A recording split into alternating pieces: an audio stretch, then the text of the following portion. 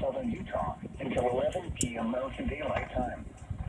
At 10:19 p.m. Mountain Daylight Time, a severe thunderstorm was located over Cedar City, moving northeast at 35 miles per hour. Hazard, 60 miles per hour wind gusts and penny-size hail. Source, radar indicated and surface observation confirmed. At 10:10 p.m. Mountain Daylight Time, the Cedar City Municipal Airport recorded a wind gust to 61 miles per hour. Impact, expects damage to roofs, siding, and trees. Locations impacted include Cedar City, Enoch, Hudson, Paladorma, Cedar Breaks National Monument, Summit, Camaraville, Bryan Head, and Hamilton Fort.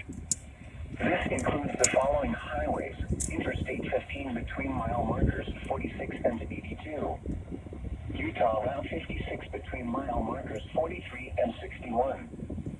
For your protection, move to an interior room on the lowest floor of a building. Torrential rainfall is occurring with this storm and may lead to flash flooding.